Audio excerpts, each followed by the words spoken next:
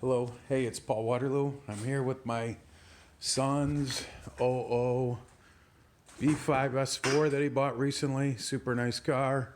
Got all sorts of goodies. Had a misfire on cylinder 1.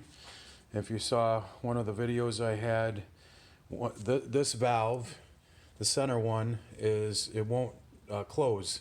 If I put a flashlight down through here, I can see lights on the intake port. So I know that it's not closing, so I pulled the cam so that I could take off all the preload on the lifter to make sure that it wasn't something going wrong with the lifter. Well, what I found was a couple things. So I still have the lifters installed on the exhaust side, and I took them all off on the intake. And what I noticed a little bit later was, look at this lifter, okay? It goes in, it goes out as I push it in and I push it out. So hydraulically it's working. And then I went, all the other lifters, this one moves a tad. This one's solid. This one's solid. That one's solid. This one's solid. And what I did was I took, the cam doesn't have any wear on it. And then these are this is the cylinder number 1 that's got the misfire. There's the lifters from cylinder number 2 and number 3. The lifters on cylinder number 1 are all solid. 2 and 3 are floating. So let me show you that.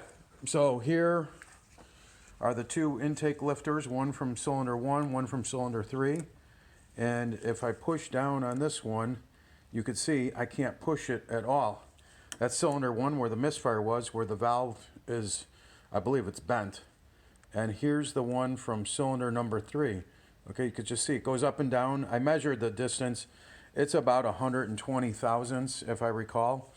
So this one's not going up and down. And I think what ended up happening is that the lifter being solid ended up, this valve somehow, it's going to push it out another 120 thousandths, and I believe it probably hit the piston and it bent the valve, and that's why the valve won't seat. And then also cylinder number 3 has about a 20% leak down, and now these things are all leaking, all the intake valves also. So this single one and these ones to some amount. This thing has like 90% leak down, and all the other cylinders, this side and that side, are perfect. So in the end, I'm going to be pulling the engine, and I'll probably be pulling the other half of the other head off too.